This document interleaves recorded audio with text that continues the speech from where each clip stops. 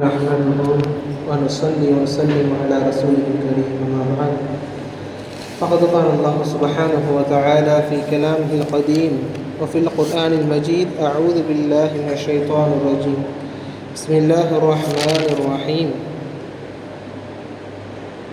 وأرسلناه إلى 100,000 ويزيد صدق الله العظيم. وقال رسول الله صلى الله عليه وسلم في حديثه الشريف من دعا بدعاء يونس استجيب له صدق رسوله الكريم. எல்லா புகழும் எல்லாம் வல்ல அல்லாஹ் ஒருவனுக்கு உரித்தாகட்டுமாக. ஸலாத்தும் ஸலாமும் கண்மணி நாயகம் ஸல்லல்லாஹு அலைஹி வஸல்லம் அன்னவர்கள் மீதும் நம் அனைவரின் மீதும் வந்தரட்டுமாக. ஆமீன். அல்லாஹ் ஜல்ல ஷஅனஹு தஆலா குர்ஆனில் சுமார் 25 நபிமார்களை பற்றி கூறியிருக்கிறான். அந்தந்த நபிமார்கள் என்னென்ன அவர்களுடைய கூட்டத்தார்களுக்கு செய்தார்கள், அவர்களுக்கு மாறாக அந்த நபிமார்களுக்கு மாறாக அவர்கள் என்னென்ன செய்தார்கள் எல்லாம் பதிவு செய்யப்படுகிறது. அதனுடைய வரிசையில் ஹதரத் யூனுஸ் அலைஹிஸ்ஸலாம் என்பவர்கள் மிகவும் குறிப்பிடத்தக்கவர்கள்.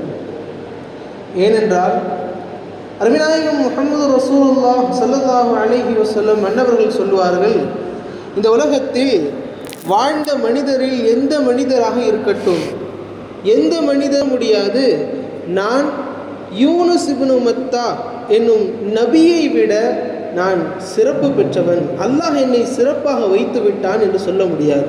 காரணம், யூனுஸ் அலைஹிஸ்ஸலாம் அந்த அளவிற்கு மிகவும் உயர்ந்த அந்தஸ்தை பெற்றவர்கள். பாருங்கள், ஏன் அவர்கள் இந்த அளவிற்கு அந்தஸ்தை பெற்றார்கள் என்றால், ஒவ்வொரு கூட்டத்தார்களுக்கும் நபிமார்கள் வருவார்கள், ரசூல்மார்கள் வருவார்கள். அவ்வடிப்படையில் நபி யூனுஸ் அலைஹிஸ்ஸலாம் என்பவர்கள் ரசூல்மார்களில் கட்டுப்பட்டவர்கள். நபிமார்கள் என்றால் அல்லாஹ் அவர்களுக்கு தூதுத்துவத்தை கொடுத்திருப்பான். அவர்களுக்கு முன்னர் வந்திருக்கக்கூடிய ரசூல்மார்களுடைய தீனை அவர்கள் சொல்லி சென்றதை அவர்கள் பின்பற்றி நடப்பார்கள். ரசூல்மார்கள் என்றால் அல்லாஹு தஆலா அவர்களுக்கு நபித்துவத்தையும் கொடுத்திருப்பான், அவர்களுக்கான வேதங்களை கொடுத்திருப்பான், அல்லது அதற்கு பதிலாக அவர்களுக்கான உபதேச ஏடுகளை கொடுத்திருப்பான். அவர்களுக்கென தனி ஷரியத் அவர்களுக்கு கொடுக்கப்படும். எனவே நபி யூனுஸ் அலைஹிஸ்ஸலாம் என்பவர்கள் ரசூல்மார்களில் கட்டுப்பட்டவர்கள்.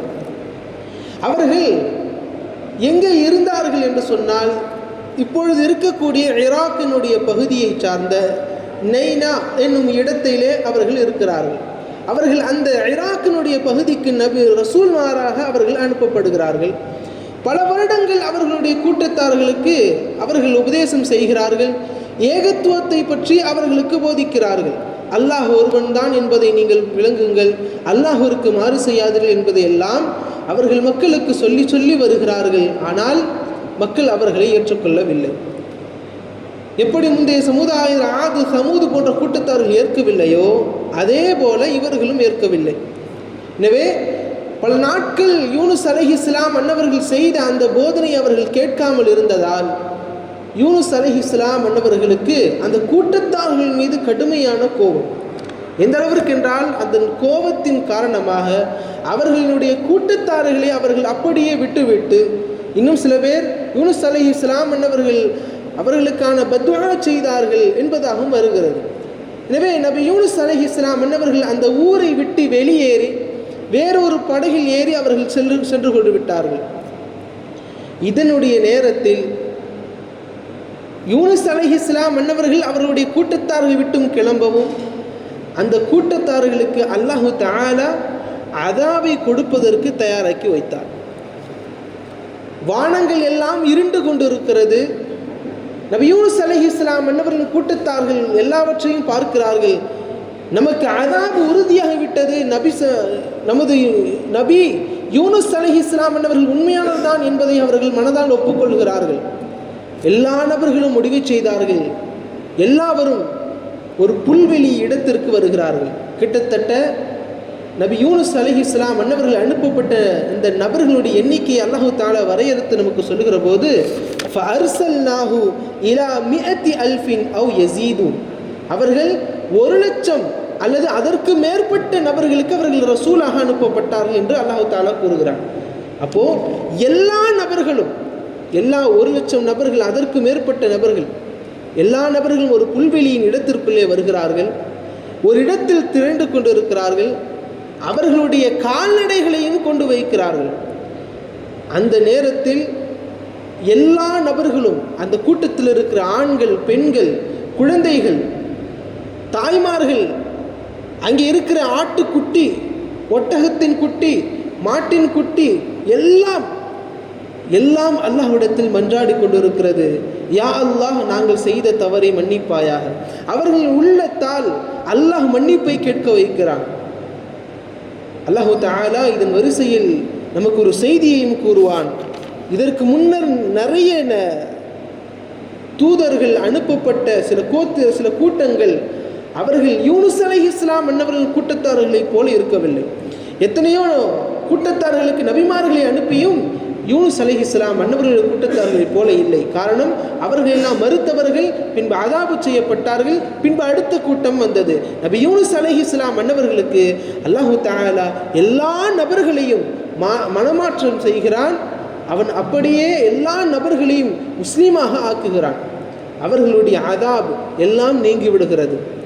இங்கே அதாபு நீங்க அங்கே நபி யூனுஸ் அலைஹிஸ்ஸலாம் அன்னவர்கள் கடலிலே பிரயாணம் செய்கிறார்கள். திடீரென்று ஒரு புயலின் காரணமாக கப்பல் மூழ்கும் சூழலில் இருக்கிற போது, அந்த நேரத்தில் எல்லா நபர்களும், கப்பலில் இருக்கிற நபர்கள் ஒன்று கூடி விட்டார்கள். ஒன்று கூடி அவர்கள் ஆலோசனை செய்கிற போது என்ன செய்யலாம், யாரேனும் ஒருவர், அந்த ஒரு நபரின் காரணமாகத்தான் நமக்கு இவ்வளவு அதாபுகள் வருகிறது, அதனால்தான் நாம் இவ்வளவு கஷ்டப்பட்டு கொண்டு இருக்கிறோம், எனவே சீட்டு போட்டு நாம் குளிக்க விடலாம். எனவே எல்லா நபர்களுடைய பெயரையும் எழுதுகிறார்கள். அங்கே முதலாம் சீட்டு போடப்படுகிறது. நபி யூனுஸ் அலைஹிஸ்ஸலாம் அன்னவர்கள் பெயர் வருகிறது. யாருக்கும் திருப்தி இல்லாமல் மீண்டும் ஒரு முறை, 2ஆம் முறையாகவும் 3ஆம் முறையும் போடப்பட்டுகிற போது எல்லா நேரத்திலும் நபி யூனுஸ் அலைஹிஸ்ஸலாம் அன்னவர்களின் பெயர் வருகிறது. யூனுஸ் அலைஹிஸ்ஸலாம் அன்னவர்கள் பெயர் வந்ததால் அவர்களை அப்படியே கடலில் வீசி எறிகிறார்கள்.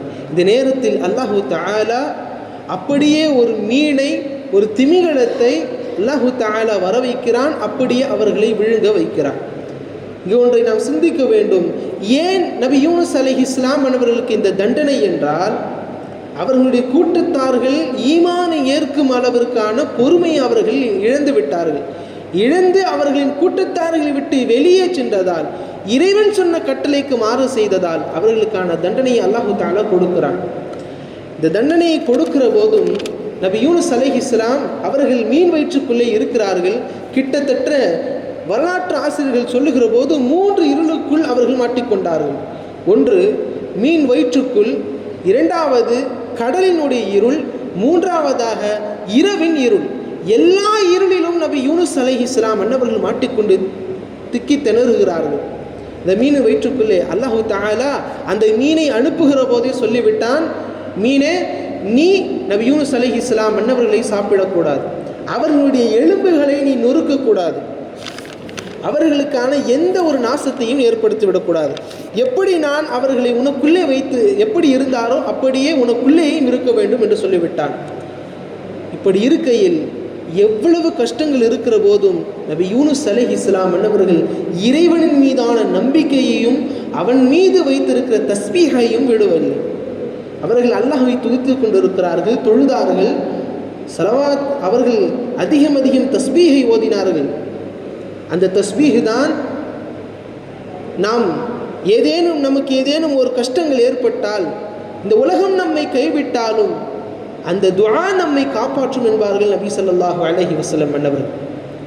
லா இலாஹ இல்லா அன்த சுப்ஹானக இன்னி குன்து மினல் ஸாலிமீன். யா அல்லாஹ், உன்னை தவிர என்னை காப்பாற்றுவோன் யாரும் இல்லை, நான் நஷ்டவாளியில் இருந்து இருக்கிறேன், நான் அடியானக்காரனாக ஆகிவிட்டேன், என்னை காப்பாற்றுவாயாக என்று பொதிந்துள்ள இந்த அர்த்தத்தை கொண்ட துஆவை நபி யூனுஸ் அலைஹிஸ்ஸலாம் அன்னவர்கள் மீன் வயிற்றுக்குள்ளே கேட்கிறார்கள். அருமைக்குரியவர்களே, நபி யூனுஸ் அலைஹிஸ்ஸலாம் அன்னவர்கள் வெறுமனே இந்த துஆவை மீன் வயிற்றுக்குள்ளே மாத்திரம் ஓதவில்லை, மீன் வயிற்றிற்கு வெளியே இருக்கிற போது மோதி வந்தார்கள். மலக்குமார்கள் அல்லாஹ்விடத்தில் சொன்னார்களாம், யா அல்லாஹ், வழக்கமாக கேட்கப்படுகிற இந்த தஸ்பீஹ் இங்கு யாருக்கும் தெரியாத சத்தம் குறைவாக கடலுக்குள்ளே ஒரு மீன் வயிற்றுக்குள்ளே சத்தம் கேட்கிறது, என்று கேட்கிற போது அல்லாஹு தஆலா நபி யூனுஸ் அலைஹிஸ்ஸலாம் மன்னவர்களுடைய அந்த துஆவை ஏற்றுக்கொள்கிறான். நபி யூனுஸ் அலைஹிஸ்ஸலாம் மன்னவர்களை அந்த மீன் வயிற்றுக்குள்ளிருந்து வெளியே ஆக்கிவிடுகிறான். மீன் வயிற்றுக்குள்ளே வெளியே ஆக்குகிற போது அவர்களுக்கான கடுமையான தோல் நோய் ஏற்பட விடுகிறது. கடுமையான தோல் நோய். அல்லாஹு தஆலா அவர்களுக்கான மருந்தையும் அதிலே நமக்கு ஆக்கி வைத்தான். நமக்காக மருந்தையும் அதிலே நமக்கு சொல்லியிருக்கிறான். அங்கே மியக்தீன் கொடியிலான் ஆன ஒரு பழத்தினுடைய செடியை அல்லாஹு தஆலா அங்கே வைத்தான். இதை பற்றி சொல்லுகிற போது அங்கே என்ன இருந்தது என்று கூறுகிற போது அங்கே பூசணிக்காய் இருக்கிறது. அந்த பூசணிக்காயை எடுத்து அவர்களுடைய தோளின் மீது பூசிக்கொண்ட போது அவர்களுடைய தோல் மீண்டும் அது பழையபடியாக ஆகியது. அருமைக்குரியவர்களே, நபி யூனுஸ் அலைஹிஸ்ஸலாம் அவர்களுடைய விஷயத்தில் நமக்கு தெரிய வருகிற செய்தி என்னவென்றால், அல்லாஹு தஆலா சூரத்துல் யூனுஸிலே நமக்கு சொல்லி வரக்கூடிய செய்தியும் அதுதான். அல்லாஹ் நமக்கு ரஹ்மத்துகளை நியமத்துகளை வழங்குகிற போது அல்லாஹ்விடத்தில் நாம் துஆ செய்கிறோம், அவனை புகழ்கிறோம். அந்த கஷ்டங்கள் நமக்கு நீங்கிவிட்டால் அல்லாஹ்வை மறந்து பொடுபோக்காளராக ஆகிவிடுகிறோம். இப்படியெல்லாம் நீங்கள் ஆகாதீர்கள் என்பதுதான் நபி யூனுஸ் அலைஹிஸ்ஸலாம் மன்னவர்களுடைய வாழ்வினுடைய மிக முக்கியமான ஒரு அங்கத்தின் கருத்து. எனவேதான் நம் வாழ்வில் கஷ்டமாக இருக்கிற போதும் அல்லாஹ்விடத்தில் வர வேண்டும். அவன் நம்மின் மீது இருக்கிற கஷ்டங்களை நீக்கியதற்கு பின்னரும் அவனிடத்தில் வர வேண்டும். எல்லாம் அல்ல அல்லாஹு ஜல்ல ஷானஹு வ தஆலா நம்மிடத்தில் இருக்கிற எல்லா கஷ்டங்களையும் நீக்குவானாக. கஷ்டங்கள் இருக்கிற போதும் கஷ்டங்கள் நீங்கியதன் போதும் நமக்கு மகிழ்ச்சியின் தருவாயில், நமக்கு ஏற்படுகிற துன்பத்தின் தருவாயில் எல்லா நேரமும் அல்லாஹோடு இணைந்திருப்போம். எல்லாம் அல்ல அல்லாஹ் நமக்கு ரஹ்மத்துகளையும் பரக்கத்துகளையும் தருவானாக. ஆமீன். வாஹிர தஅவானா அல்ஹம்துலில்லாஹி ரப்பில் ஆலமீன். அஸ்ஸலாமு அலைக்கும் வரஹ்மத்துல்லாஹி வபரகாத்துஹு.